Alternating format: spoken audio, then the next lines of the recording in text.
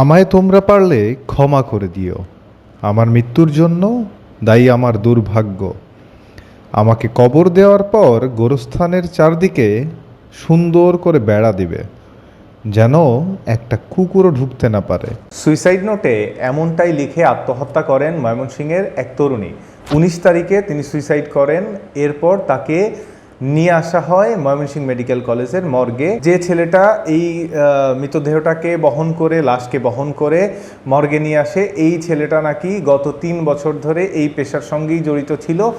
তো তিনি 20 তারিখে মৃতদেহকে সকালে এনে রাখেন মর্গে। সকালে রেখে তিনি একবার বের হয়ে যান লাশঘর থেকে, তিনি বাইরে বের হয়ে যান। এরপর কি মনে করে তিনি আবার ভিতরে যান। ভিতরে যেয়ে তিনি এমন ঘৃণ্য কাজটি, এমন জঘন্য কাজটি ঘটাইছেন, তিনি ওই মৃতদেহকে ধর্ষণ করছেন। 21 তারিখে পোস্টমর্টমের জন্য ডাক্তার লাশকে নিয়ে যায়। তো তখন ডাক্তার জানায় এই লাশের সঙ্গে একটা অস্বাভাবিক কিছু ঘটনা ঘটছে। এই অস্বাভাবিক ঘটনাটা কি? সেই লাশকে ফিজিক্যালি অ্যাসল্ট করা হয়েছে। ডাক্তার জানায় এই লাশকে ধর্ষণ করা হয়েছে। পরে সন্দেহের বশে, কারণ ওইখানে তো এই যে ছেলেটি, যে লাশবাহক ছেলেটি, সে ছাড়া নাকি কেউ আর যায় নাই।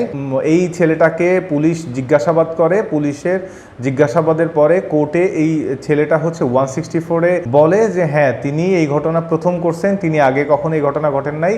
তার কি হয়েছিল তিনি নিজেও বলতে পারেন না। তিনি এই ঘটনা নিজেই ঘটাইছেন এবং নিজে মুখেই এই ঘটনার বিস্তারিত বর্ণনা দিয়েছেন তিনি আদালতকে।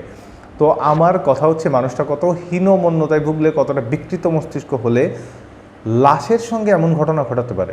এই জিনিসটা গতকাল থেকে খুব বেশি জনগণের মনে একটা প্রভাব ফেলছে। যখন নিউজটা ভাইরাল হয়, খুব সাড়া ফেলে জনগণের মনে। সবাই এই ধর্ষকের হচ্ছে সাইকোপ্যাথ, এই সাইকোপ্যাথ কিলারের বা হচ্ছে ধরেন এই যে নিকৃষ্ট মানসিকতার যে লোকটার, এগুলার খুব মানে একদম উচিত বিচার চাইছেন। কারণ ভবিষ্যতে যাতে এমন ঘটনা আর কেউ ঘটানোর সাহস পর্যন্ত না করতে পারে, এর জন্য দেখলাম মোটামুটি সবাই সরব। আর এটাই হওয়া উচিত, কারণ এমন বিকৃত মস্তিষ্ক, এমন জঘন্য কাজ আসলেই কি কখনো কাম্য?